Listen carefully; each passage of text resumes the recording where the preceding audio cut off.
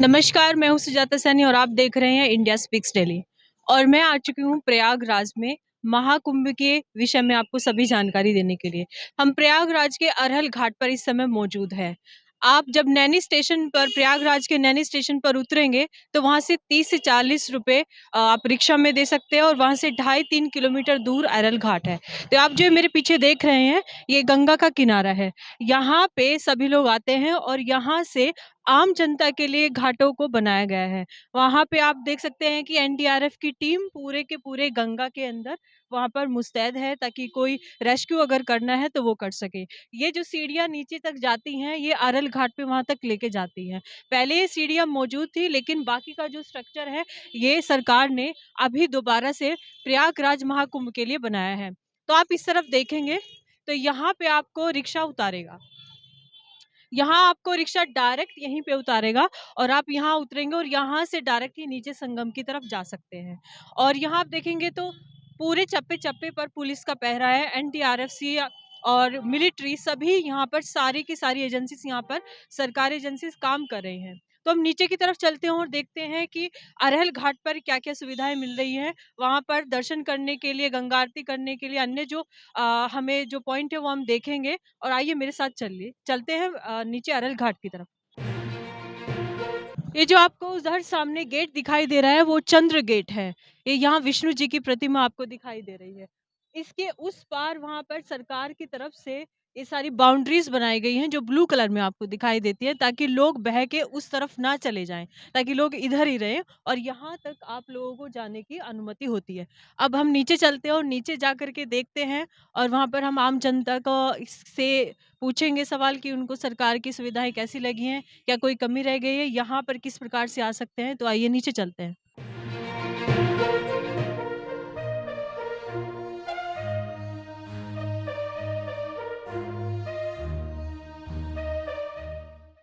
दक्षिणा मैं यहाँ पे रख देती हूँ। ऐसे नहीं किया जाता दक्षिणा। अ, आप कैसे करना होता है? आप ये खुशिया होता है, हाँ। खुशिया दाहिने हाथ में लेंगे। जी। हम्म।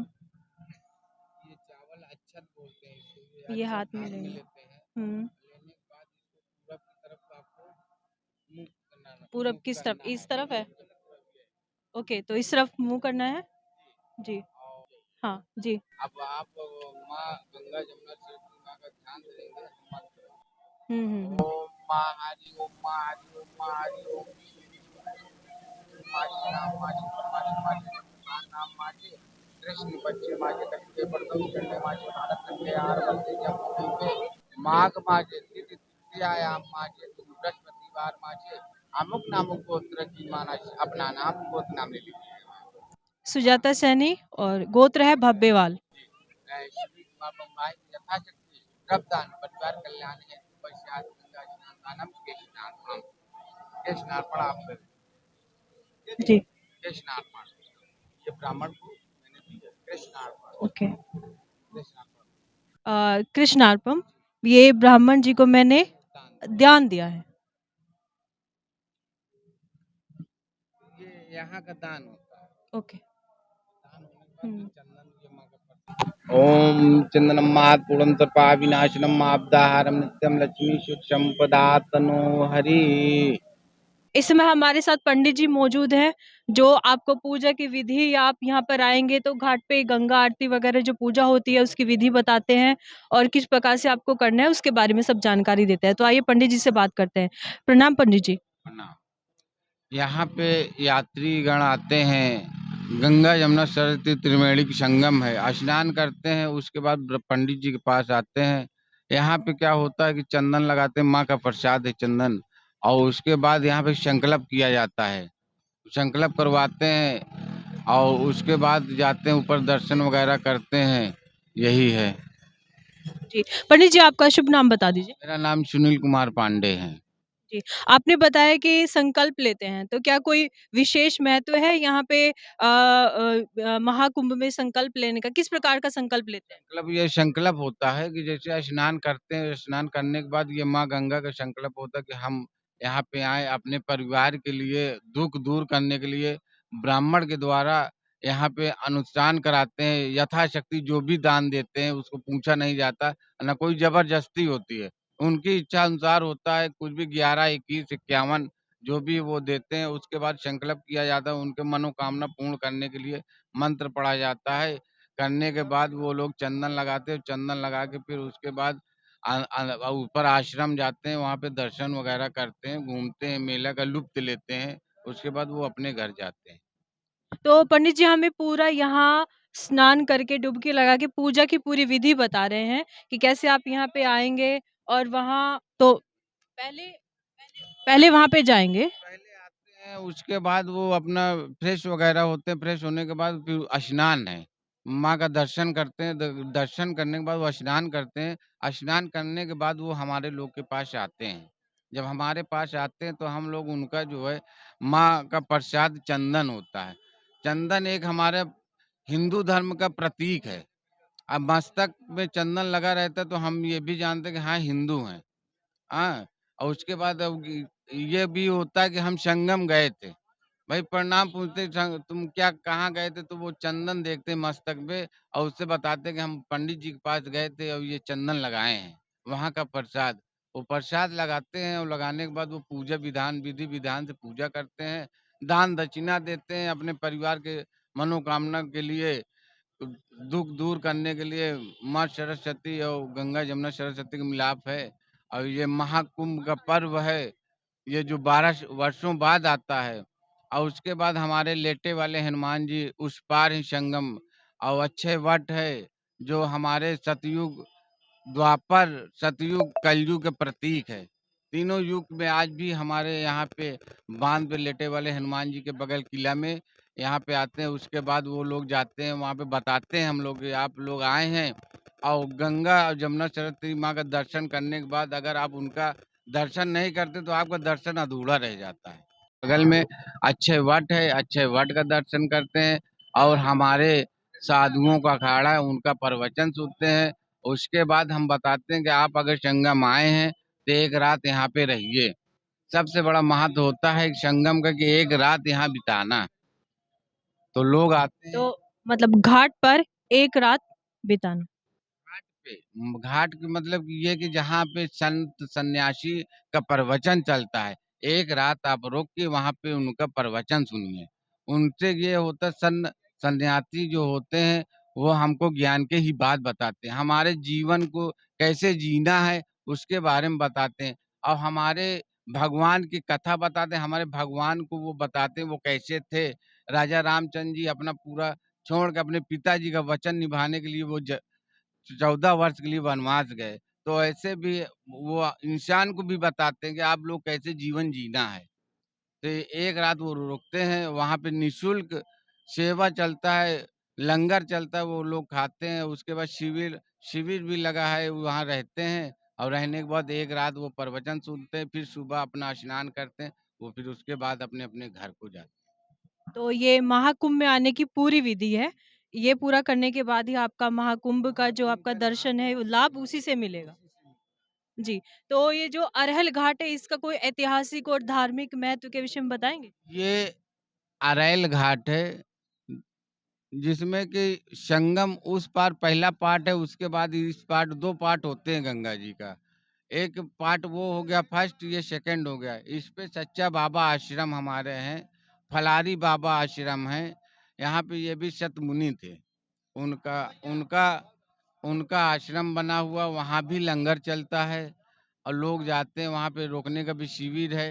ल लोग जाते हैं, वहाँ पे लंगर करते हैं, उसके बाद वहाँ भी प्रवचन चलता है, प्रवचन सुनते हैं, उसके बाद नहाते हैं, दान दक्षिणा जो भी यथाशक्ति होता है वो लोग करते हैं, करने के बाद तब वो घर जाते हैं। ठीक है, तो यहाँ पर जो एक आश्रम जहाँ पे अभी मंत्रोच्चार चल रहा है, ये परमार्थ वाला है, ये क्या है?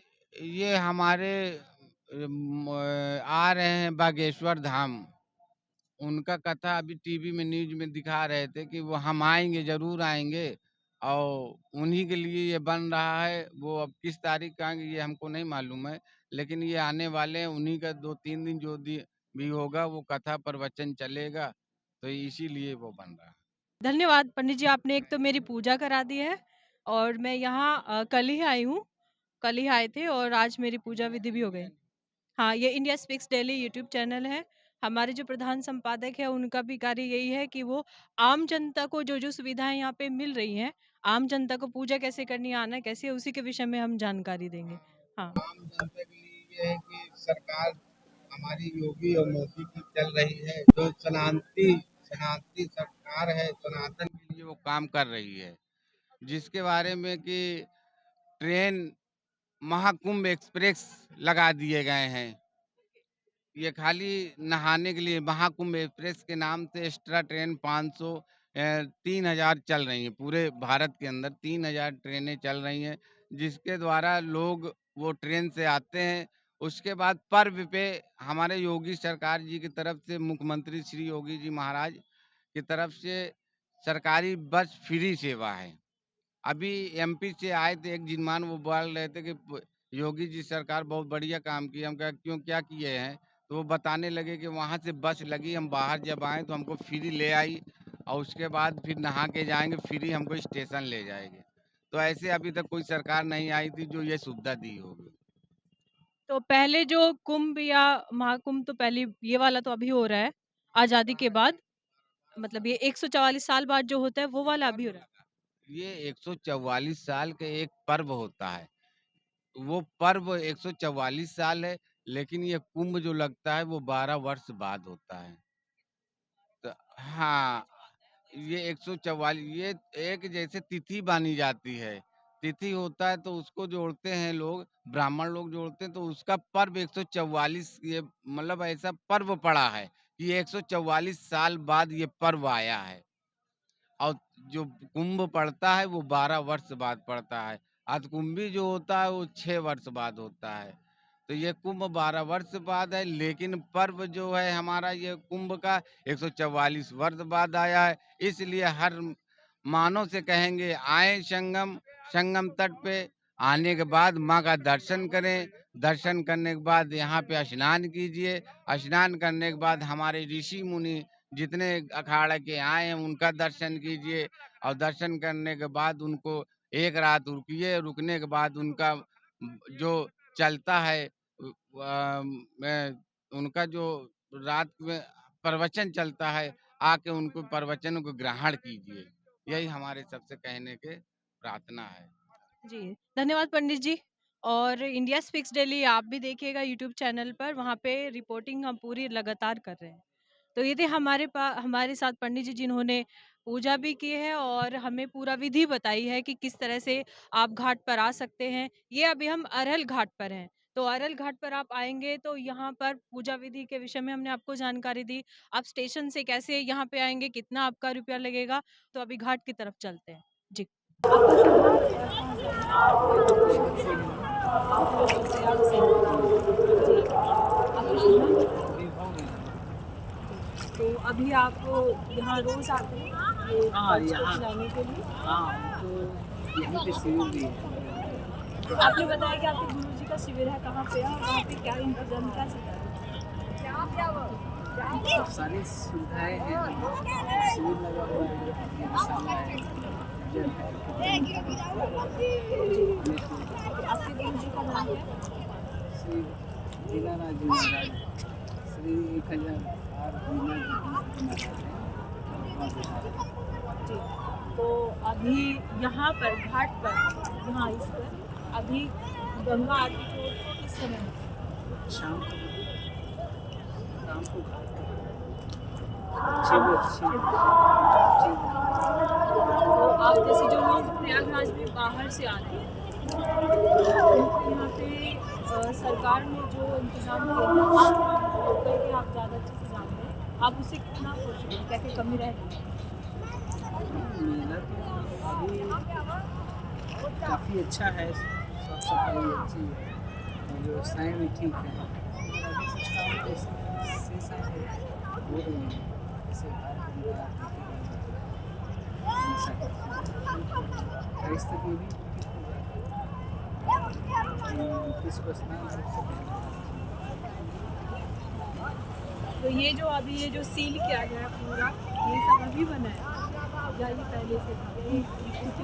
ये तो पहले से ही किया गया है। तो ये तो यहाँ पे घास जो बिछाई हुई है, ये सब हाँ, ये तो स्नान के लिए घाट बनाया है ना, तो लोगों को कपड़े बदलने में, कीचड़ में हो इसलिए ऐसा। तो आप हमें बताएंगे कि अभी हमें कहाँ पे जाना चाहिए, इस पूरे घाट पे सबसे पहले जाना चाहिए कहाँ पे जाना चाहिए?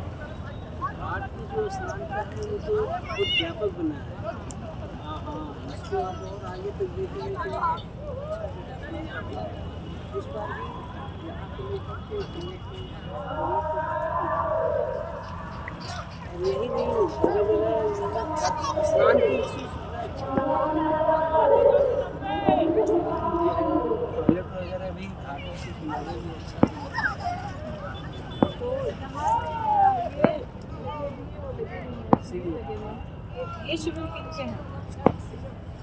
शिविर तो जैसे संत महात्माओं के हैं, कुछ योग कक्षा चल रही है, योग कक्षाएं भी चल रही है। किसी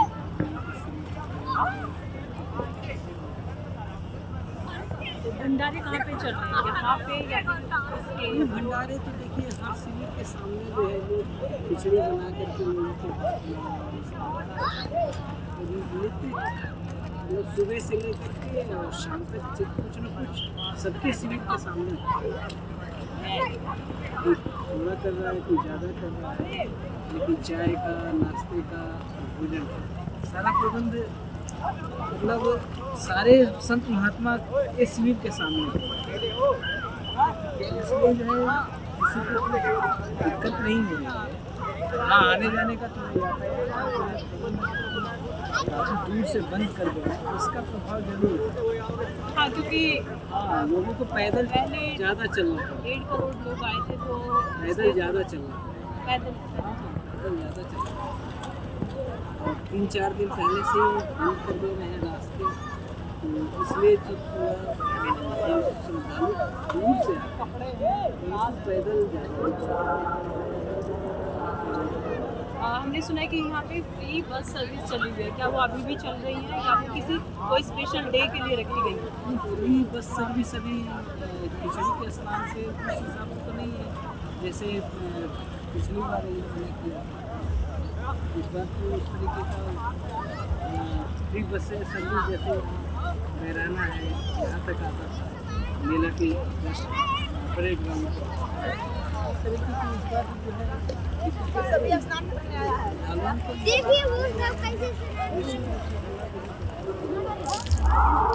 एक बार हमें सुनने को मिला, हमारे साथ भी हुआ कि जैसे जो प्राइवेट टैक्सी लाइक किसी सर्विस को चलाते हैं जैसे ओला वगैरह, वो वहाँ पे कुछ बताते हैं और एक्स्ट्रा पैसा के साथ जाने की तैयार नहीं नहीं, ये बिल्कुल ये दिक्कतें आई हैं। इस स्नान पर जो जिम्मेदारी है ये दिक्कतें काफ़ी है, लोगों को निश्चित रूप से दिक्कतें होंगी।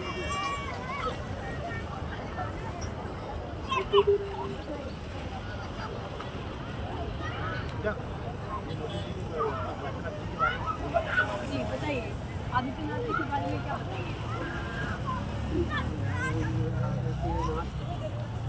जी तो मैं उनको बहुत धन्यवाद देता हूँ जी, उन्हें अच्छा हमारा मेरा अपना काम करा है, सारी संत महात्मा लोग का, नागा बाबा लोग को उन्होंने बढ़िया अच्छा काम करा है। हमारे अपने प्रधानमंत्री बढ़िया हुए हैं और बड़े अच्छा काम कर रहा है हमारे नागा बाबा लोग के लिए। आपका नाम क्या है? मेरा नाम है समरगिरी नागा। आप नागा साधु? हाँ, नागा साधु। तो आप प्रयागराज से यहीं से हैं या फिर आप लोग कहीं और से आए? मैं मुरैना से आया हूँ। ओके, तो नागा साधु के बारे में आप दर्शकों को कुछ बताएंगे कि आपकी परंपरा क्या होती है, किस तरीके से आप लोग यहाँ आते हैं? तो स्पेशली नागा साधु तो इसमें आते ही हैं संत महापुरुष, तो क्या आपका परंपरा क्या होती है? पढ़ा लिखा नहीं होता। अच्छा, तो आपको जो दीक्षा मिली होगी उसमें कुछ बताया होगा ना उसके हिसाब अब इंडिया टीवी से कोई को परेशानी है, कोई को परेशानी को दूर करना, क्या अपने सच्चे और अपने मन से अपना नागा अपना पैरा करना, किसी को परेशानी नहीं करना, किसी को गाली नहीं देना बकना, क्या अपना नागा का अपना पैरा करना। आपके नियम होते हैं। हाँ, ये बच्ची हमारे अपने नियम होते हैं। ठीक है, तो हमसे बात करने के लिए धन्यवाद।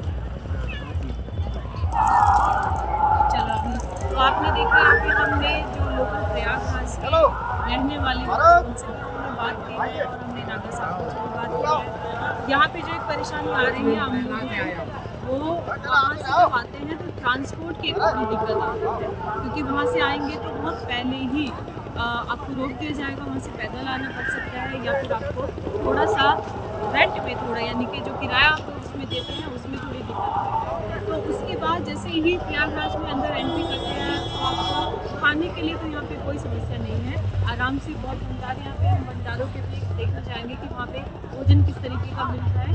तो आप यहाँ पर ये अरहल घाट पर आप डायरेक्ट स्टेशन से यहाँ पे आ सकते हैं। तो अभी के लिए इतना ही।